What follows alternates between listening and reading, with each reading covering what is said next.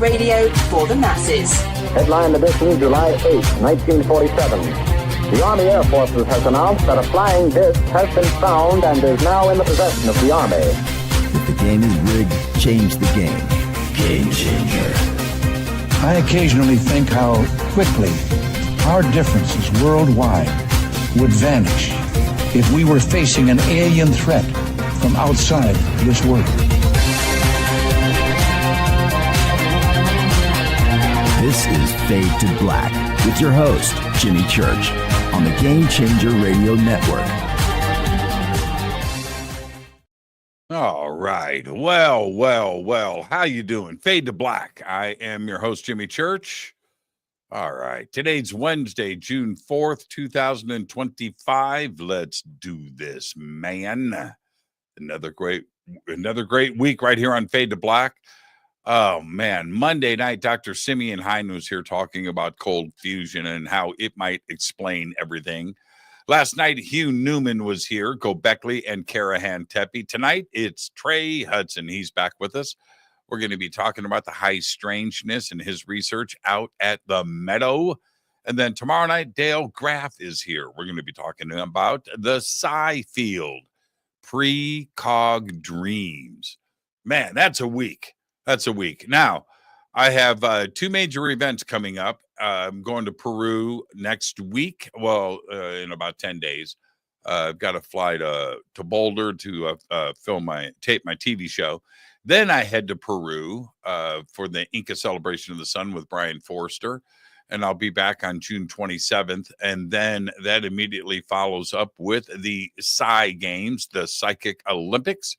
And that is August 1st through the 3rd, 2025 in Charlottesville, Virginia. The links for everything and tickets and schedules are below.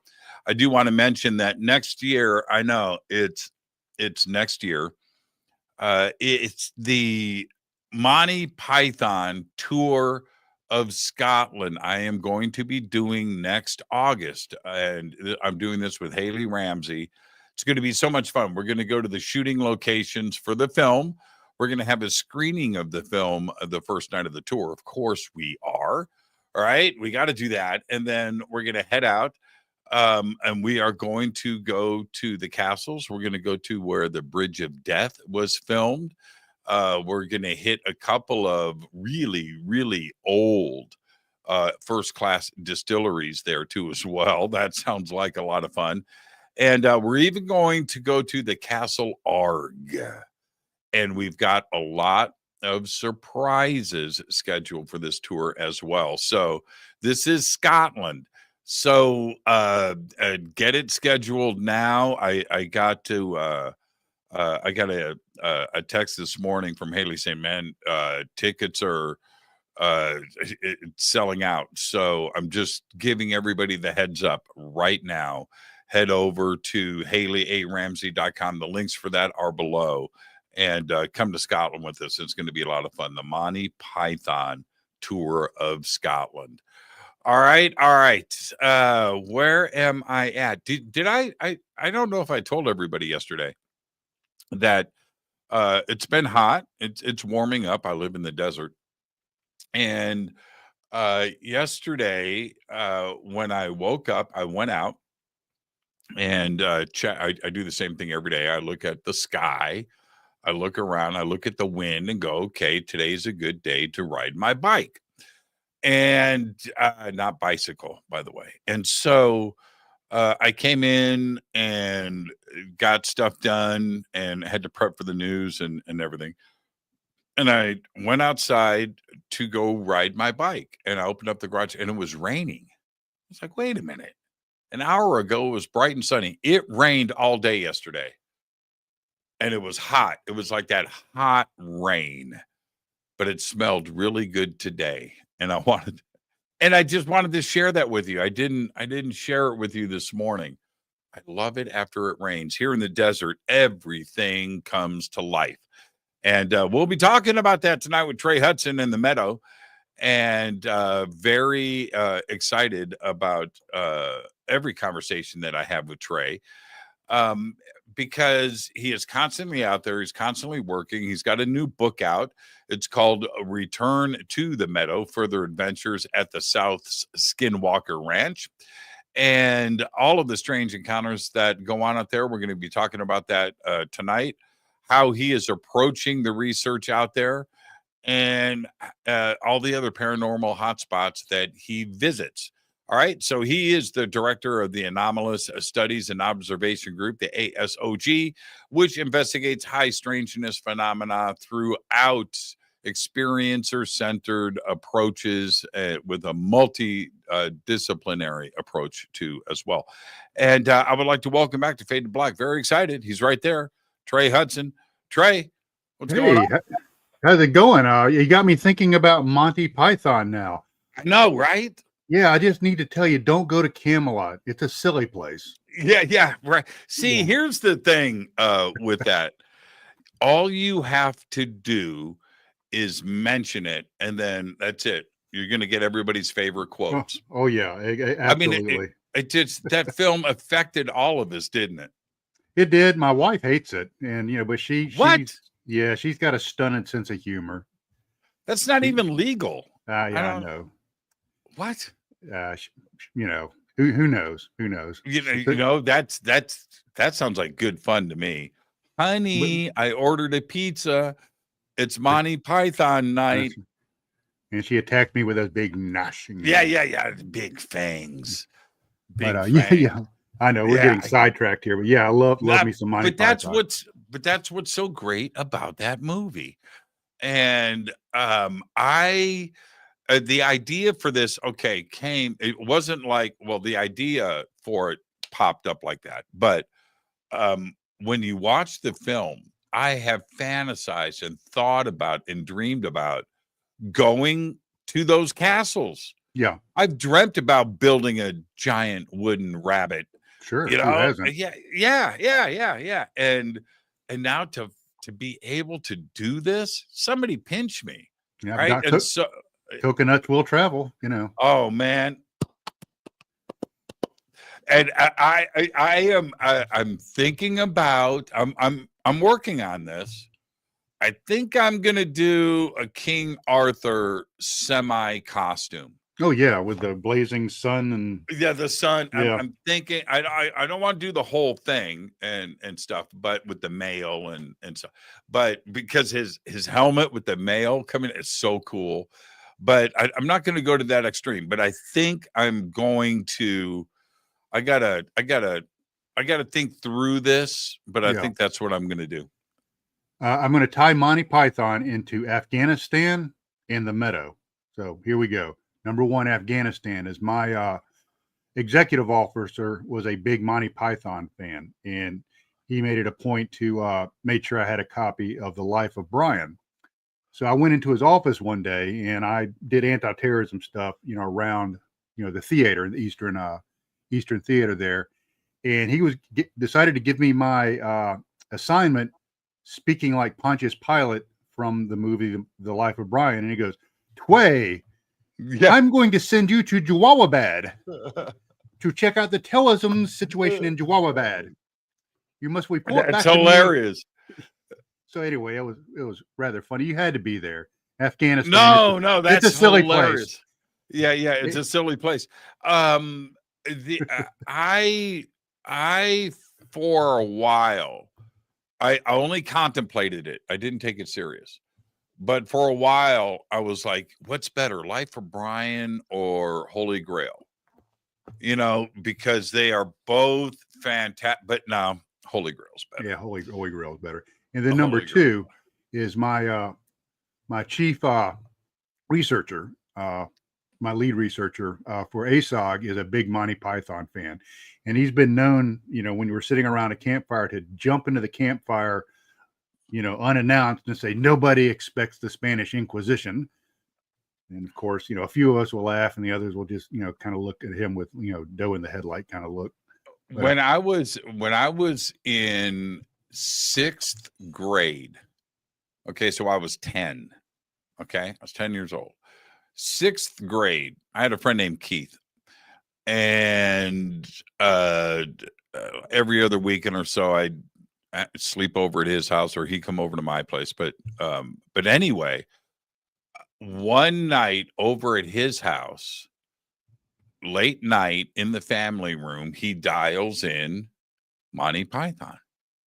I'm 10. I'd never seen it, never heard of it. And the Spanish Inquisition, by the way, it was like one of the first things that I had ever seen by them. And after that, I was just complete, and Benny Hill at the same time, by the way. Yeah, Benny Hill. And so there we are in 6th grade doing Monty Python jokes, and nobody got it. Nobody. It was 6th grade. I get that. It was 1974. Right. And it was just brand new, but it deeply affected me, man. Yeah. And that British humor, which I totally, British humor's like might be the best. Yeah, it is. And yeah. And I get it. A lot of people don't, but yeah. That's how long I've been checking Monty Python out. And I just can't wait. So that's what I did. Then we'll move on. We'll get to your filming location of the Meadow. Oh yeah. But so I'm sitting around with some friends of ours, Scott Walter and Haley Ramsey and Doug and Sherry Wright. And we're playing cards. And this was in Wisconsin a couple of months ago. And we're sitting around last month. It was, we just got back. But anyway, we're sitting around playing cards. And we were talking about Haley's tours that she does of Scotland. And she goes, Jimmy, would you do something with me over in Scotland? I said, well, what we should do is a Monty Python tour. She goes, I got you. Just like that. And the next day, she said she stayed up all night. She sent me an itinerary. Oh, wow. And she goes, I know all of these locations already. I live there. And we can line all of this up. And she's totally into the film. And it took like 3 days. I got back to LA. And that was it. She contacted everything, lined up everything, and said, okay, church, it's go time. It's time to back up your bullshit, right? And I said, okay, let's go. And that's how things like this happen when you have somebody, and you know how this is. There are people in this world that are talkers, and there's people that get stuff done. Yeah. And she's one of those. Yeah. You better be careful with what you say, because somebody's going to come back and call you on it. Okay, let's go. Let's do this. Well, we were just talking. No, let's get it done. Yeah. It's go time. Yeah. Well, that sounds like a great trip. The best of luck. Just make sure you memorize the airspeed of Aladdin's swallow in case you're asked any questions, and you should be fine. I can't wait. It's going to be amazing. Silly Knigget. Yeah. He says we've already got one. What? He says we've already got one. Man, see, that's what I'm saying. We can just quote that movie all night long and laugh. I just love it so much. It's going to be great going over there. Castle Anthrax. Make sure you go. We're doing that. Oh, yeah. Sorry. Okay, but see, here's the thing. Okay, here's a little trivia. When they first started setting up production for the movie, they reached out to Scotland, and they needed like 8 or 9 castles, filming locations. And Scotland said, okay, cool. And they gave them permits. So they head out and they start filming. And Scotland said, you can't use 6 of them. You can use 3. So they had to use 3 castles for all of the castles. Oh. So Camelot and Anthrax, you know what I mean? Those are 3 castles filmed, 1 castle filmed on 3 different sides. Right. Yeah. So yeah, that's one of the interesting facts about the film, they were not going to stop the film because of that. And you just got to turn around and get creative, and creative they did. And nobody would have known that unless they disclosed it in the documentary that came out much later, and the books. How long, I want to get to your books. Speaking of books, how long have you been investigating the Meadow? The Meadow, we kind of started brushing across it in about 2016, sort of looking into the area. And we really started digging down into the Meadow in about 2017. That's when we really started focusing in on the Meadow specifically. It you know, like we talked about before, it kind of started off as looking into folklore, and I was looking at it from the optics of a ghost guy, looking at a folklore of haunted locations, in that general area. And the Meadow just seemed like a good place to research after we had a really cool UFO sighting back at base camp.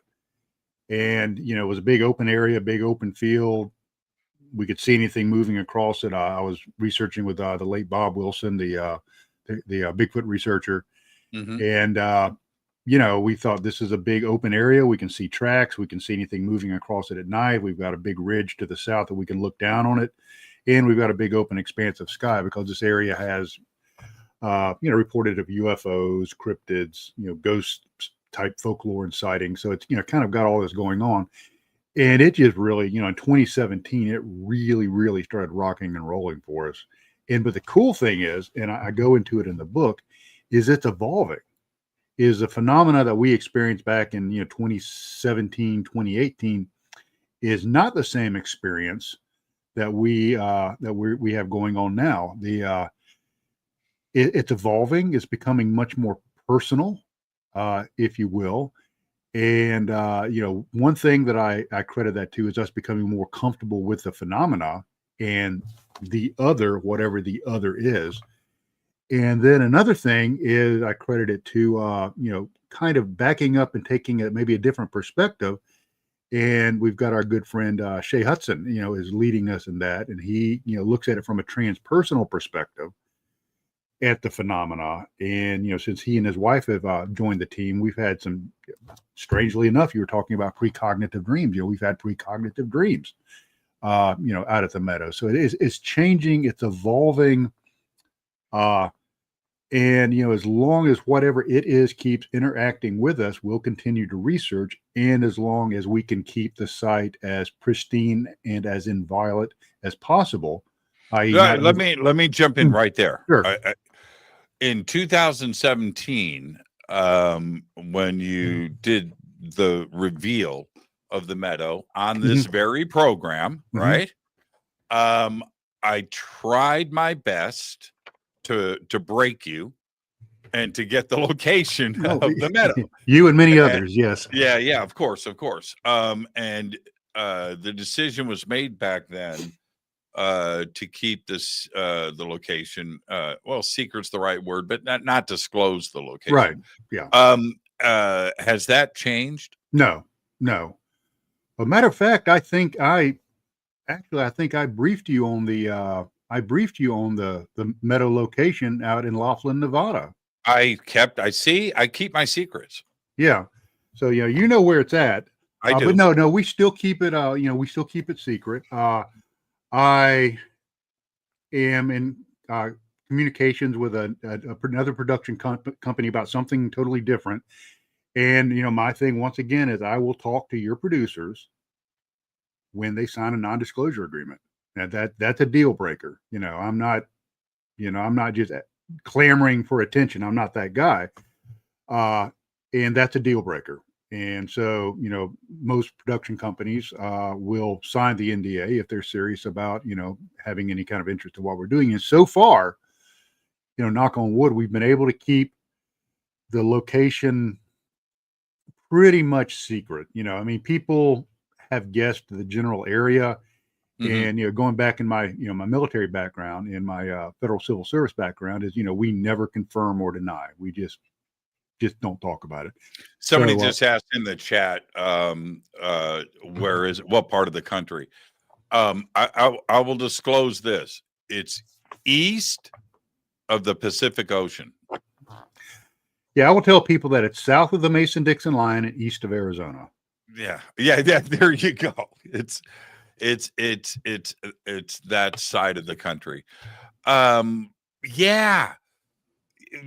Could you imagine? And I get that.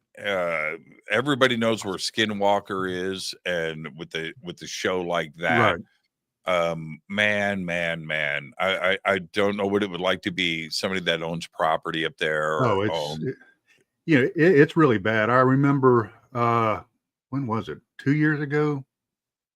I think 2 or 3 years ago, I was in Utah, and I went out to a Blind Frog. I was invited to go out to Blind Frog Ranch. I remember, yeah. And went out there, and I remember seeing the holes that trespassers had come in and dug, and talking to Dwayne about, he's just having to fight, these claim jumpers and trespassers. And once the site became, widely known through the show, Blind Frog Ranch, that they just were inundated with, trespassers. And of course, Brandon Fugel, who now owns Skinwalker Ranch, is he has a, private security force that has to maintain that site all the time. And the thing about the Meadow that makes it especially vulnerable is it's on public land. I can't cite somebody for trespassing on public land. It's public land. So we try really, really hard to keep it inviolate. Matter of fact, the last documentary that we filmed, we finished our principal filming in November, is not only did the whole team sign non-disclosure agreements, that I wrote an operation security plan, specifically outlining, these are the things that we cannot discuss. These are the things you can't have in the background of any frames. These are the things that may disclose the location, because it's one of those special things. I have no problem sharing the experiences when I have guest researchers come out. Like one that we know, Katie Page, is a guest researcher that's been out to the Meadow several times. The experiences that these guest researchers have, it's their experience. It's not mine. It's theirs to do with whatever they wish. All I ask is they keep the location secret. And most people agree that's a pretty fair trade-off. Yeah, I got to get out there one day. Yeah, you do. I got to get out there. There's really no excuse. Okay, my wheels are turning. I might be able to pull that off this year sometime. Okay, yeah, we can make it happen. Yeah. Now, I will warn you, it is very remote. The team we had out in November, it's like, we don't even have cell signals out here. I'm like, guys, I told you it was remote. It's like really, really remote. All I require is a sauna, rain shower, granite countertops, and a bidet. So if you've got all of that out there, then I'm cool. Well, we have a creek, and I could probably run up a 12-volt pump and get. What did Katie do? Katie's a trooper. She is a trooper. She is. She flew into whatever the airport that's the closest to it, and there's some thing where you can rent RVs. So she rented like I think it was like a Honda, whatever their little pickup truck thing is. Some little pickup truck thing, and it had a tent up on top that folded out and all. So she, she swung by the store and bought. Oh man, that rocks! That rocks. So she pulled up and popped out her little tent, and so yeah, she's done that twice. And the second time, I don't know if you know Jessica Jones. Of course. Yeah, she hung out with Jessica Jones. They shared a tent, so she and Jessica are pretty close. You know what I want to get? And I've been shopping for a couple of years, and I'm about ready to just quit messing around and just do this. I want to get one of the small teardrop campers. You know what I'm talking about? The small teardrop trailer.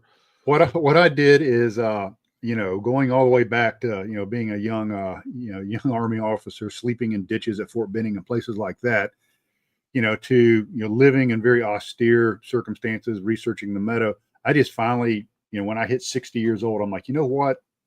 I'm tired of this. And so I went out and bought a 20-foot camper. So it's small enough with no pop outs. It's real compact. I can back it into tight areas, and, I set up my solar panels, and that's great. So I kind of live in luxury now. It was kind of sad. We, the film crew in November, they were sleeping in tents. We had a bad, thunderstorm come through. They were flooded. Their tents were hanging out it looked like a hobo camp. And you're sitting in there with your espresso. Yeah. like Daddy Warbucks, looking at the peasants. Yeah, out yeah, there. a couple Cuban cigars. Yeah, I say, old man, it looks a wee bit soggy out there. Yeah. I get that. I do want to get a teardrop though. Yeah, they are nice. I have a Jeep, so I have the ability I can drive. Mm-hmm. So I need a trailer that's small enough, but you can get those teardrops with off-road tires and and shocks and stuff. And so I can go and do the things that we're talking about here, and just not even think about it. It's just like, okay, man, I'll see you this weekend, and just go do it. Yeah, that's a cool thing is I have my equipment and my gear and everything in my camper. I just back my truck up to it, drop it on the hitch, and off I go.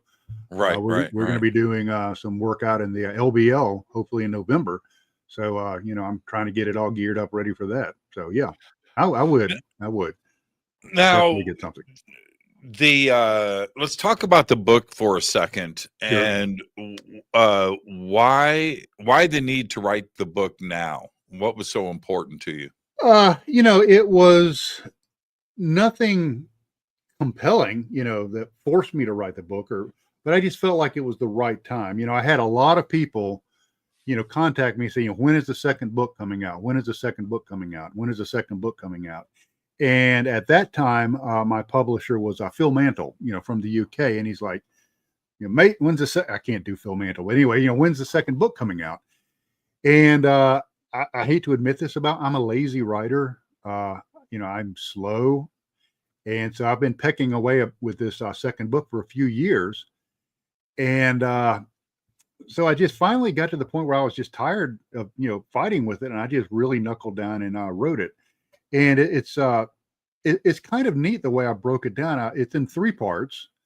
The first part is called congruences. And I talk about, and I'm looking at my notes here because I don't want to forget anything, is I talk about places that are similar to the Meadow, here in the continental United States. And I have a chapter on the Bradshaw Ranch, which is pretty well known, Marley Woods, Stardust Ranch, and then, of course, Katie's Clearview Ranch.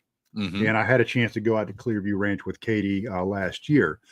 So, and I talk about. Did you ever go to Stardust? I have not been to Stardust. I did. It's been sold now. Yeah, that's in my the chapter. I actually have the real estate listing in it where it's been sold. And from what I hear is the people that bought it have not had any, strange experiences. Heard the same thing. Yeah, heard the same thing. Anyway, so back to Katie. Yeah, so anyway, we visited the Clearview Ranch with Katie. So there's a picture of me standing jauntily on the cistern cap, there at the Clearview Ranch. So anyway, I look at these different sites and it's like, okay, how are these similar? What kind of phenomena do we see across the site? So I take those 4 sites, I do an in-depth review of all the sites, and then look at, some common factors. And what I found was, let me pull up my table here, is I looked at, of course, Marley Woods, Colorado Ranch, Bradshaw, Stardust, and the Meadow. And then I looked at UFOs, entities or aliens, sounds and or voices, moving objects, Bigfoot or Dogman, cubes or boxes, missing time, and animal mutilations. And the thing that's the most common is UFOs and orbs. All 5 of these sites have UFOs and orbs. And 2 of the sites have cubes or boxes. Really? Yep. And entities or aliens were at 4 of the 5. So, you start seeing some common, things that are happening. Now, something I've started doing, and this was recommended to me by another researcher, is actually using AI to really drill down into, real specifics on it. So another thing is radiation. Some of these sites have radiation, either of the ionizing or non-ionizing type. So, what I'm hoping is if we can really start sharing data among the researchers and the sites, not only can we get a better picture of what these sites are, maybe we can come up with a predictive model of if we have these indicators, then we think this is going to happen. If you have a radiation spike, then it could be followed by an orb. Or if you have, disembodied voices, then your odds of seeing a dog man or an entity are higher. I don't want to know that. No. I don't want to know that stuff. Oh, come on, man. Come on, man. Trey. I love a good surprise, number one. And I love the unpredictable. That's number two. But number three, I don't need a precursor to Dogman walking up on my ass. I don't need that, man. I'll be freaked out all night long. Okay, I'm going to tell you. Okay. I'm going to tell you my Meadow story. Sure. Okay, this is really brief, but I want you to correlate this with your research. Okay. Sure. I'm 20 years old. I'm sitting in Indianapolis in a meadow where me and my friends went to go drink and smoke weed. Sure. Okay. And it was off the street, a dirt road up behind these trees. And it was this clear meadow, surrounded by cornfields with electrical transformers in front. We called it the electric company for that reason. But anyway, this big, probably the size of a football field, open, right? Okay. Surrounded by cornfields. And we're out there drinking. There's like 6 of us, 3 in the front seat, 3 in the back seat, windows rolled up. We're in there smoking weed. And this fog rolled in and we couldn't see past the hood of the car. So we know what's in front of us, right? It's a big open square football field size grass field, meadow, surrounded by cornfields. But now this fog had rolled in and surrounded the car. I'm sitting in the driver's seat. And this is what happens. And I have witnesses. They've been on the show. They've been on Fade to Black. This dude comes out. Now we're surrounded by miles of cornfields. Okay, no houses. There's nothing there. Out from in front of us. As a matter of fact, behind where this guy walked out of the fog, the next stop is like Greenfield, Indiana, which is 40 miles away. Okay, it's like that. Cornfields. Okay. So there's nothing there. Anyway, he comes out of the fog and he's dressed in black. He's got a hood over his head. He comes up to my driver's window and stands there and he's looking at me and everybody's screaming in the car. I think I screamed too. And I roll down the window about that far and he leans down and he says, "Have you seen my dog?" And we roll up the window. And what'd he say? I'm freaked out. And he turns around and walks back into the fog and disappears. I never saw his face. He had a hood like the Grim Reaper. Yeah, you know, that's really kind of cool because what you're talking about is an archetype. You know, and in many cases of high strangeness, be they locations or you have figures in hoods appearing out of nowhere. And that's why almost in our primal guts, fog bothers us. We don't like it because it obscures our vision. And the man in black or the shadow person, the hat man, Indrid Cold, all of these are archetypes of the visitor. Okay. And the visitor will come and sometimes will ask you an innocuous question. And you can go all the way back to the ferrymen that ferried souls across the Styx would ask the people a question. And so, we have to wonder, is that a manifestation of us creating a thought form that we interact with? Your id. Yeah. Yes, absolutely. And so why is this figure, Krista Berg back in the 80s sang a song about it called, Don't Pay the Ferryman Till You Reach the Other Side. And it was talking about taking the souls across the river Styx. Don't pick up a hitchhiker. Don't pick up a hitchhiker, And so now you take that and then you spin it forward and you go and you talk to Ryan Burns, out there in Vernal, Utah. And he talks about his experience with the Skinwalker, which he thought was a bunch of clothes laying on the road. And Ryan, if I'm, mess this story up, forgive me, that stands up and it's a person. And he interpreted that as a skinwalker. So you have the skinwalker, out in the Utah area. You have other mythology in the Four Corners area, further south. And then, here in the southeast, you have the Raven Mocker, you have the Spearfinger Witch, you have these entities that will either consume somebody physically, i.e. eat them, like the Spearfinger would eat the liver of children, or would consume their souls. So it's interesting that, have you seen my dog? Okay, now that's also interesting, because now what we're seeing is people that have cases of high strangeness. We've had it at the Meadow. If you read the book, Noam Keller talks about it in Skinwalkers at the Pentagon, having canine creatures appear after encounters with high strangeness.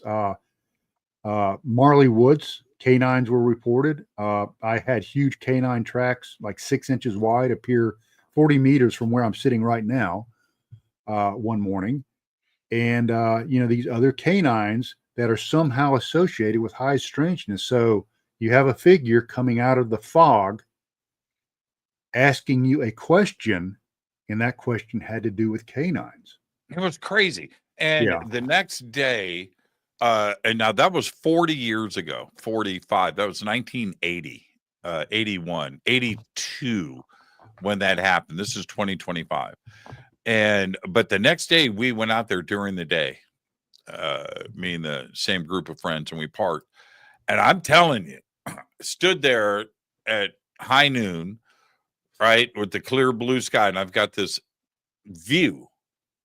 I mean, this is my neighborhood. I know where I'm at, right? But there is nothing there forever on all sides. What is this? So you start to eliminate a few. Because I just remember going, okay, where'd he come from? And then, but maybe he wasn't human. Right.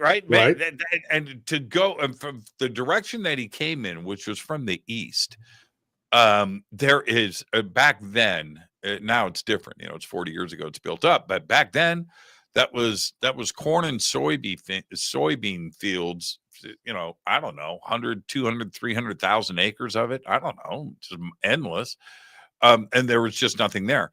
So it was some lost soul looking for his dog. It could be. Or let me throw a weird twist on this. You said that he was somewhere where he shouldn't have been. You wouldn't expect him to be. What if the inverse is true? What if you were somewhere you weren't supposed to be? Maybe what if you popped into his world? Yeah. And he's like, why is this car sitting here, in the middle of my field, on my farm? With these kids. See, that's why I don't need you with your gear hanging out with me at night. I don't. That's the part. What if we were the ghosts? Yeah, I mean that's very possible. What if next week, you're walking down the street and you see a man comes up to you, have you seen my dog? And it was actually you quantumly entangled with him in the past, but in the present time. I'll tell you another twist to this. I want your opinion on this. So everybody that was in the car, minus one person, but everybody that was there, we had like 5 of us. We all got together like 2 years ago for a party in Indianapolis, and we're at my friend Kurt's house, who was there, and we all start telling the story because now they're all married and their wives have heard the story, right, maybe from, but never with all of us together. Right. And so we're all telling the story, and it was great. It was awesome to tell the story, and everybody's kind of freaking out and things. But one of the 5, his name is Jim. He remembered it differently. He insisted we were all outside of the car when he walked up. And the other 4 of us, we were not. We were in the car. I was behind the driver's wheel. I rolled down the window. He said none of that happened. Everybody else remembers it differently. And he stood his ground. What do you make of that? Like an alternative memory? Screen memory. Yeah. Okay. A lot of times, and you can read in the literature, people that have encounters with something very strange, something highly unusual, is whatever they're encountering will put a memory in front of them that seems off. It's not right. It seems weird, but it's just right on the edge of plausibility. And something about that memory is very uncanny. And I'll give you an example that happened to me, and it happened near the Meadow. Is years ago, and I'm talking back in the 90s, before we even were researching this area, a friend of mine, he and I were backpacking in that area. And we had stopped to set up camp. What happened is his wife dropped us off the trailhead. And we went and dropped our vehicles off where we were going to stop our backpacking trip. And she drove us back and dropped us off of the trailhead so we'd have our vehicles when we got done. And so she dropped us off. And usually the way we did this, we were working. So we would hike. And this guy's an engineer, very sharp, very smart guy. Is we would get in on Friday and we would hike, maybe 2 or 3 miles up into the woods. And we would set up camp Friday afternoon and just kind of relax, kind of assimilate ourselves to the environment, get up early Saturday, hit it hard, do about 10 or 15 miles on Saturday, wrap it up with about 3 miles on Sunday, get in the car and come home. So she drops us off and we loaded up all of our gear, put our backpack on, and we hiked up the trail, probably about maybe a mile. And the trail was next to a large creek or small river, which happens to be the creek or river that runs past the meadow, same body of water. And there was probably about 15 feet between the edge of the trail and the bank of the creek. So we decided that's a good place to set up. We can relax, cook our meals, talk a little bit, go to sleep, get up early the next day. So we do all that. We go to sleep. And about 3 a.m., he wakes me up. And we're in a dome tent. So, we're all zipped up and sealed up in the tent. And he goes, "Trey, somebody's coming down the trail." And I looked at my watch. I'm like, it's friggin' 3 a.m. He goes, "Something's coming down the trail." So we unzipped the tent and we unzipped the rain fly and we poke our heads out. So you have 2 little heads poking out. Are you armed? Tell me you're armed. Oh, absolutely. Yeah. Okay, good. Okay. Yeah, that's, right. Yeah. Okay. And so, we look out and this figure passes us. Oh. And walks off into the mist. And so upright. And so we kind of look at each other and we go back in the tent and we sit down. And he goes, "Trey, tell me what you just saw." I said, "Well, this is going to sound weird. It always is going to be good when somebody says this is going to sound weird, but this is what I saw. It was a figure that was humanoid, but it looked like it was wearing a skirt or a kilt. What? Some sort of flared, something or other, carrying something in front of it, like a bundle. And projected out of its head was a beam. Now, it could have been a headlamp, but there was a beam coming out of its head, and it slowly went past the tent and went up the trail." Did he see the same thing? And he said, "That's weird because that's exactly what I saw." Okay. And it turns out that the exact place that happened was probably only 300 yards from the place where Katie had her traveling companion's hood pulled by an unseen force when she was out at the meadow researching with us. Also, one of the places we call it the Field of Nightmares, where we've had some strange stuff. Not the meadow, but probably about a mile from the meadow. So we always look back at that and said, is that a screen memory? When I was writing the first book, I asked him to, write me like a statement of what he recalled. And he said, I would prefer not to. I would prefer not to, because it was so uncanny. Now, fast forward. Wait. No. There's no fast forward. Back up. Okay. Did it look aged? I mean, vintage. Did it look Well, when you say kilt or skirt, now I'm thinking Monty Python, right? Right. Well, what we called it was the Wiccan pagan. What do we call it? The Wiccan pagan Celtic through hiker. Yeah. Because it looked. Did it have that vibe to it? Yeah, it did. It had like an old, almost man. like a pagan vibe to it. And the weird thing about it is it was carrying something in its arms. Yeah. Okay, but then you go back and you look at the folklore of that area. What did I talk about just a few minutes before? The spear finger witch, which would eat the livers of children, which is a female wearing a dress or some sort of dress-like garment, carrying a child in her arms, right, late at night. So, it makes you wonder. Now, was that a screen memory? Did we somehow drop into another reality that maybe was linked to the past? The headlamp is curious. Yeah, and I mean, headlamps weren't really in big use like they are now. But I mean, I had at that time I had a headlamp. People had them. Well, no. What I'm suggesting here is, if a headlamp wouldn't have been around hundreds of years ago, I think they had them with candles. They right? did. They had carbide lamps. Yeah. Yeah. I mean, they did have carbide lamps. Yeah. So, but anything else that would be battery powered or something more modern, then that puts an interesting spin on it. The kilt puts a spin on it. Or was it a dress, and was it female? Right. With a child, or a bag of sticks, which would make it even crazier. Wow. Yeah. Wow. So that could have, we always wondered, is that a screen memory? Did something much stranger happen to us? And that's a memory that was, kind of put in front of us. And I've talked to other people like up in North Georgia that remember having a memory of a barefoot runner run past their camp in the middle of nowhere.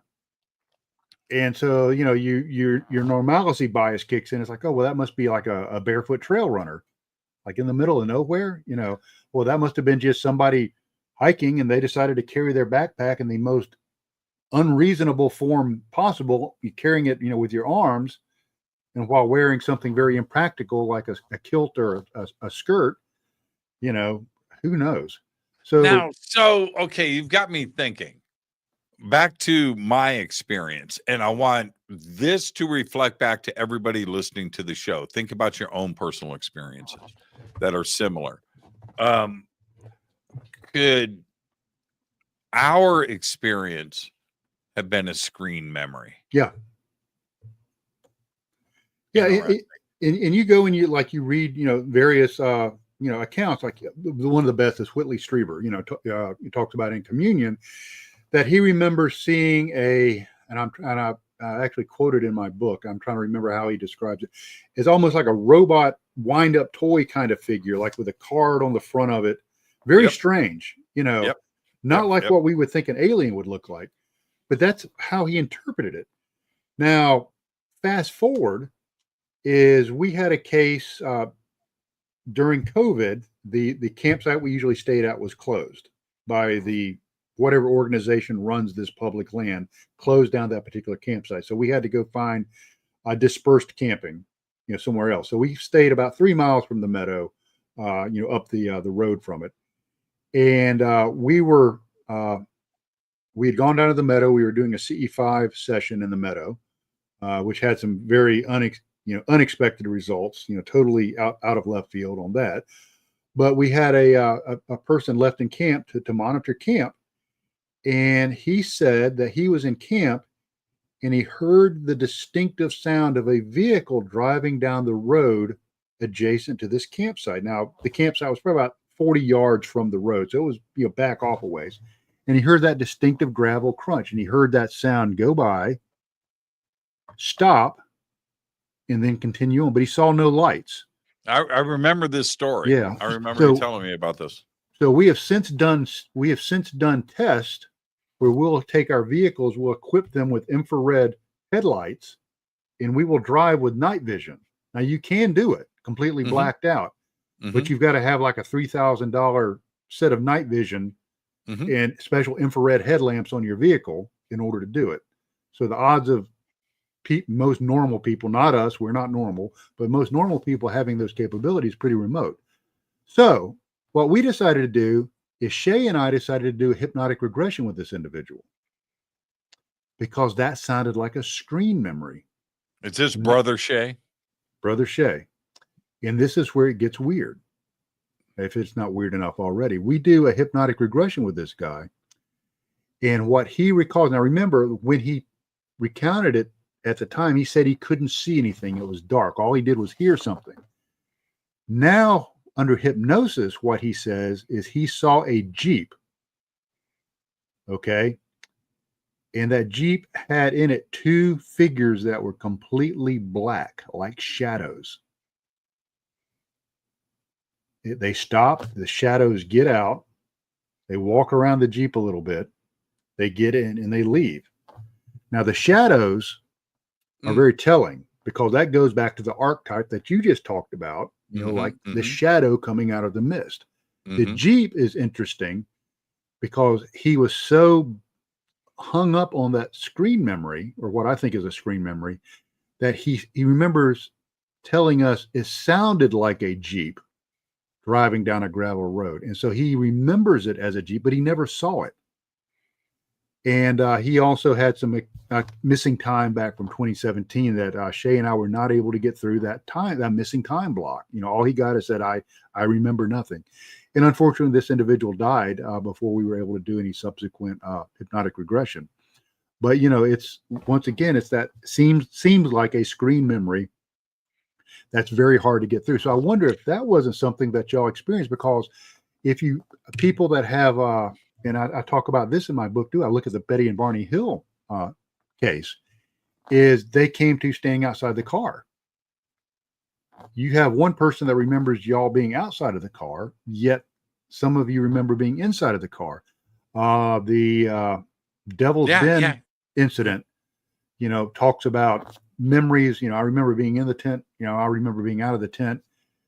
People recount different phases of the experience. So I always wondered, you know, what would happen if you reviewed some of this stuff under hypnotic regression. So I know a guy that we can hypnotically regress you if you really want to know what happened. The idea. All right. I just watched again. I'm just going to admit it. I binged. It's just 2 seasons. Over the weekend, I watched People of Earth again. I love that series. It's funny. It's great.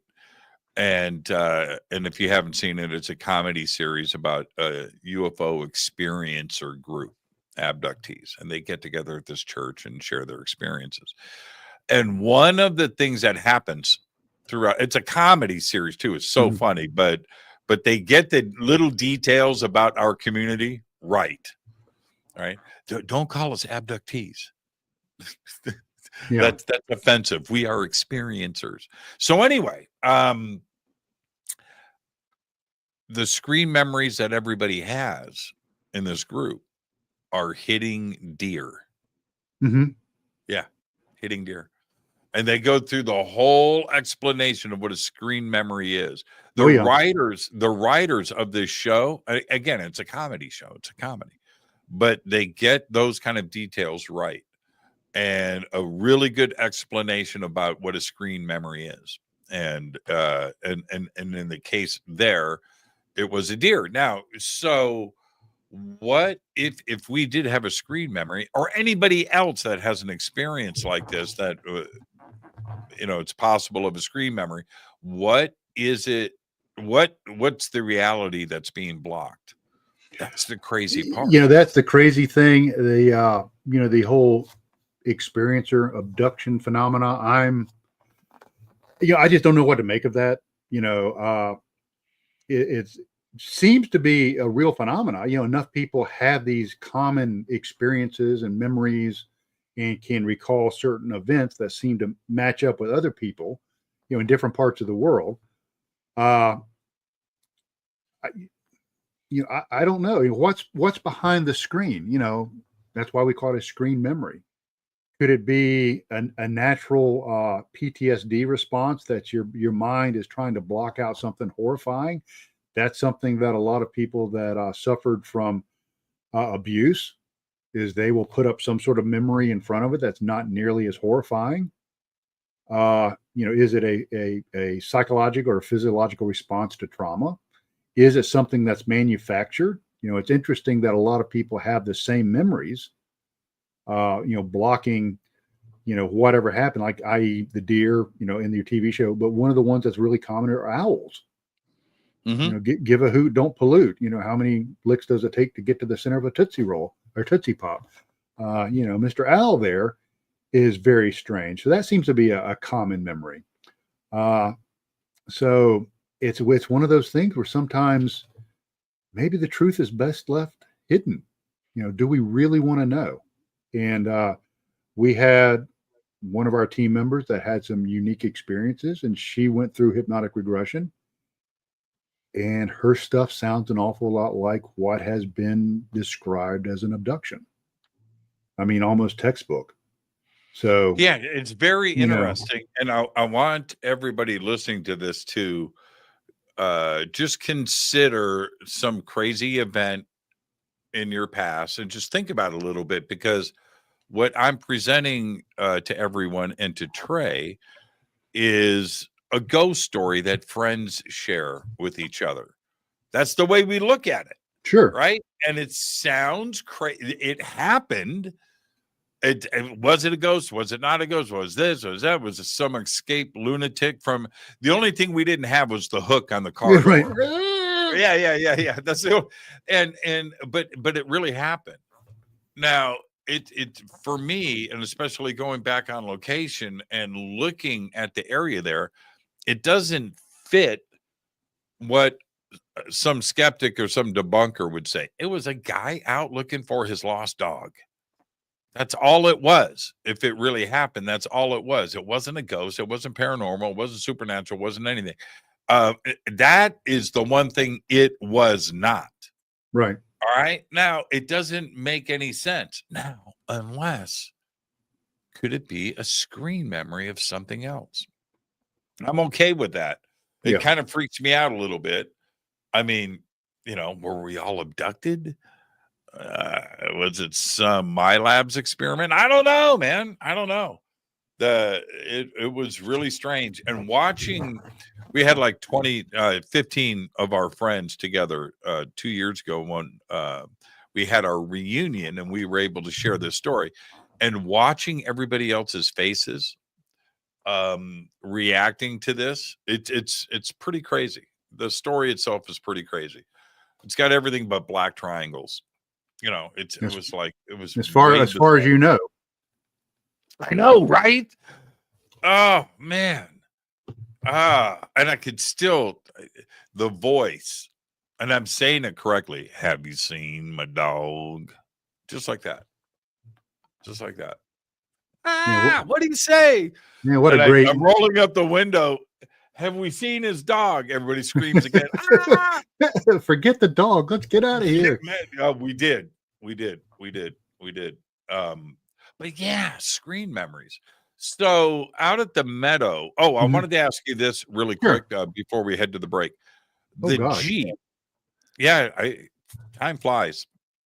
By the way, Shay and Christy, the lights are on. They glow. Those two. Oh, yeah. They glow. They're probably listening right now. And I love those two. They glow. They got the lights. They're so. Did Shay say what year, what was the vintage of the Jeep? Was it old? Was it new? No. I mean, we recorded it. I've got the transcript in the book, verbatim. He didn't say. Bob, who was being regressed, did not say the year of the Jeep. He just said a Jeep.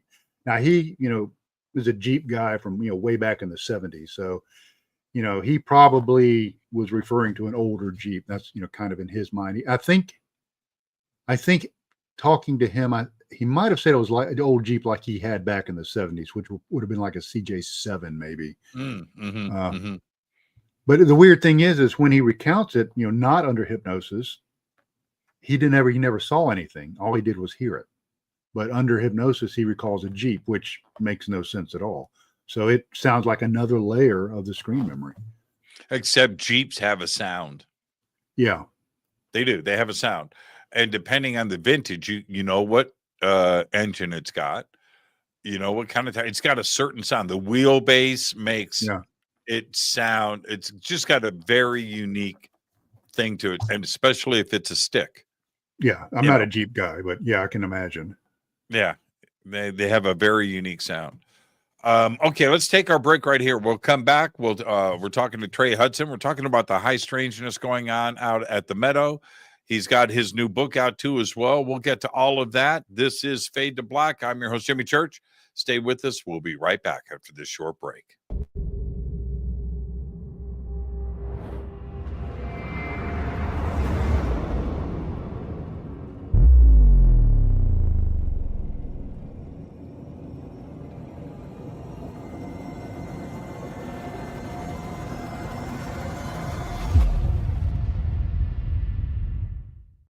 Subscribe to our YouTube channel to get your alerts and access to over 2,000 videos. Click that subscribe button right now. Go to jimmychurchradio.com and get the Fade to Black official podcast. 2,000 episodes, all of them commercial free for just $2 a month.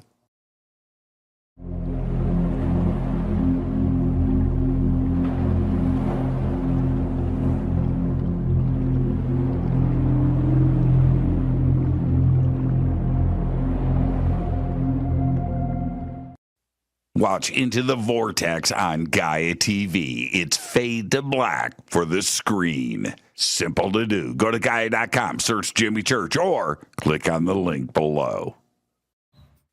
Follow Fade to Black on Twitter at JChurchRadio. Get all of the show updates every single day. It's now called X, but who cares? How you doing? Jimmy Church here. Special announcement. Get your Fade to Black t-shirts. That's right. Help support the show. Help support everything that we do over here. We've got 2 t-shirts. We've got 2 ways to get them. Get your Fade to Black t-shirt today. Go Backley Tappy. Go to jimmychurchradio.com and become a Fadernaut. Get a membership. That's right. Everything is commercial free. You have access to downloads, and you get to call yourself a Fadernaut.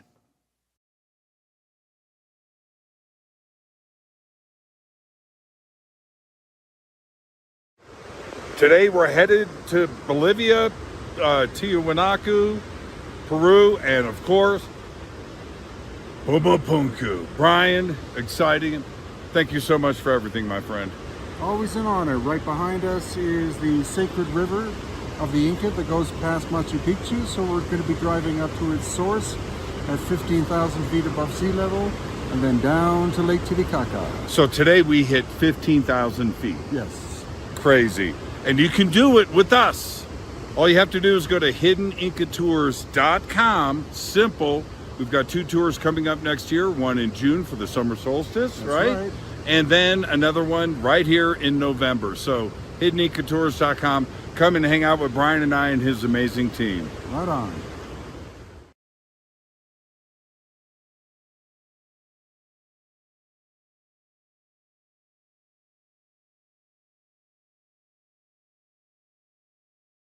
River Moon Coffee, makers of the Fade to Black blend. Truly the best coffee on planet Earth. Just visit rivermoonwellness.com or their Amazon store. It's all simple to do. You can check out the Fade to Black blend, the Game Changer blend, or any of their Black Moon Wellness products. It's the only coffee I drink. It is the best, and it's Doc. Again, rivermoonwellness.com.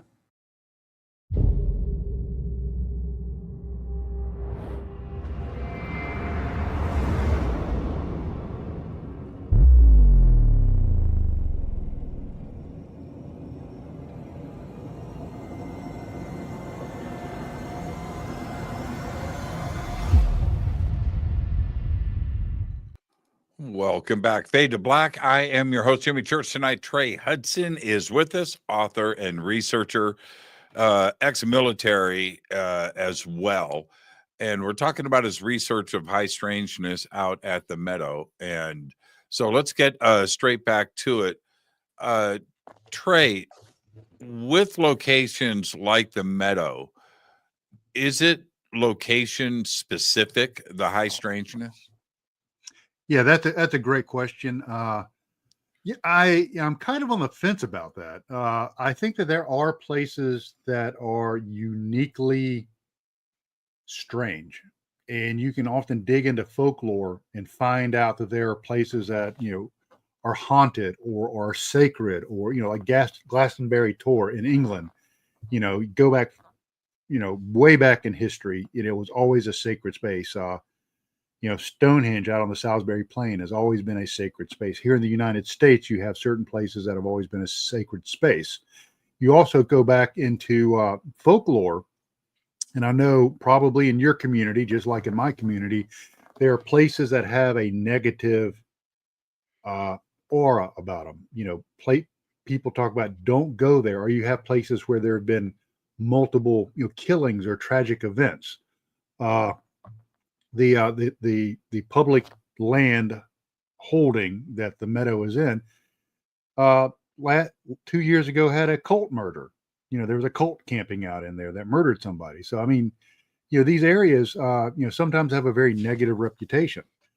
So I think that there are places that are very special, and maybe at the risk of sounding hyperbolic, the veil is thin. That. And there are factors. Radiation seems to be a factor. Tiny radiation spikes, geomagnetic anomalies, quartz. You've always heard about that. I know we have big balls of quartz, laying on the ground out at the Meadow. Running water, seems to be another thing that's common. But you take people that are tuned in and dialed in, and then you put them in a place like that. And then if you start doing things that are supercharging the individuals and the phenomena, you're doing things like the Estes protocol. You're doing things like guided thought experiments, or you're doing things with technology like the God helmet, priming the pump for phenomena to happen. And I think you can take this witch's brew of different preparatory things with the right people at the right place at the right time with the right techniques and the right equipment, and you can really make things rock and roll. And I think that's what we have at the Meadow. And I think the really cool thing is if people start really researching the area around them, wherever they're sitting right now, and start looking at the folklore, start looking at some of the databases like the National UFO Reporting Center, MUFON, Bigfoot research organizations, and they start looking for these clusters of high strangeness, there might be one of these places within 5 miles of where they're sitting right now. You just have to do the research. And then you have to be bold enough to come up with a plan and go out there and research it for yourself. Now, I have to say that that's not without a certain degree of danger. There has been a pretty strong correlation between high strangeness and negative health effects. So, people need to understand what they're getting into. But, I think these things are a lot more common than people think. I think a lot of times people are uncomfortable stepping outside of their box, under what their box is what they consider normal. Mm-hmm. And, I think there are a lot more of these out there. Well, and then there's another thing to consider here, which is the obvious. What about the neighbors at Skinwalker Ranch? Are they having crazy shit go down on their property? And the properties adjacent to the Meadow. It seems that all of Sedona is crazy town, and it's not limited to just the Bradshaw Ranch. I've experienced a lot of stuff out there in Sedona. It's pretty incredible. Right. But you don't hear about it in Flagstaff, right? Well, you have the Phoenix Lights and Stardust Ranch is also, south in Phoenix. Yeah. But you have the areas right around Sedona. You know what I mean? It's like it's concentrated right there. The Meadow and other locations. Blind Frog Ranch is another example, which is also very close to Skinwalker too, as well. Right, and strange. And then Space Wolf Research is, right there adjacent to Skinwalker Ranch, which Ryan has had plenty of weird things go on out there. Mm-hmm. So, I think that there are areas that, are sometimes maybe broader, and then some that are really, really tight, like the Stardust Ranch seemed to be very tight. Now, everybody talked about strange things going on at that location, the supposed suicide of a 15-year-old family member before, it was bought. And it being used as a house of prostitution, and it being owned by a motorcycle gang, all this weird stuff about the Stardust Range property itself. So, maybe like it made people uneasy, the property itself. But as far as the adjacent properties, I haven't heard of anything, particularly strange. Now, the Meadow, you go out a few miles from the Meadow, there's a place we have that we call Stevens Lake. That's not the name of it, but that's the name we use. We've been out there. We've had UFO sightings out there. The area where the strange screen memory with the Jeep and the figures in black, that's probably about 3 or 4 miles from the Meadow. That was a base camp. And the really cool thing is we don't even necessarily even have to go out to the Meadow anymore. Shadow people appear at base camp. And to make it even cooler, is back about a year and a half ago, I had another film crew out there that was filming not a documentary about the Meadow, but they were looking at the Meadow as an example of high strangeness. Mm-hmm. And I was doing an Estes session with the director. So it was the director, myself, Matt Delph, who's a Bigfoot researcher from Virginia, was there. And then we had the cinematographer and the production assistant. And they're filming the Estes session with the director who's blindfolded and has earbuds on and everything. And they saw, the cinematographer and PA saw shadow figures around us. And it was captured on film, which, that's pretty remarkable that we actually captured that on film. That was a base camp. That was just sitting around the fire. So, what do you when you describe this, because I've experienced the same thing, right? And I try to, in a logical sense, try to figure out what is this? What's ultimately going on? I'm going to ask you the same thing. When you describe a shadow figure, it's an infinite realm of possibilities. Yeah. But what do you have you come to any conclusions about what you are seeing, what they are? I'll be honest, as far as all of this phenomena goes, not only do I not have the answers, I don't even know the right questions to ask. So, anybody that tells you they know what's going on, they're probably not being honest with themselves or with you. Shadow figures, some people believe that that's where the dimensions are thinning and we're seeing, maybe a diminished dimensional representation of something that's multidimensional as it bleeds into our dimension, and we're just seeing like glimpses of it. Many people in the paranormal world talk about seeing shadow people out of their peripheral vision. Few folks, researchers, have actually been able to film it.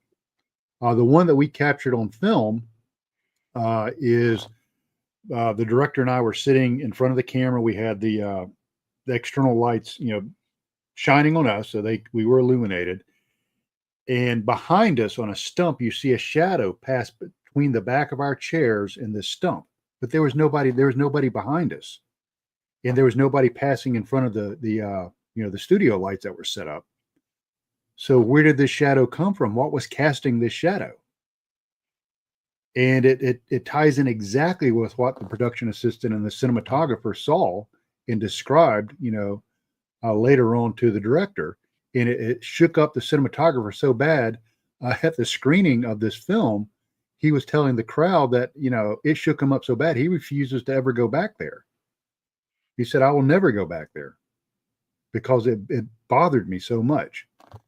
So, now that you have stuff popping off at base camp, so now, you really have to start wondering, does it have more to do with the people than the location?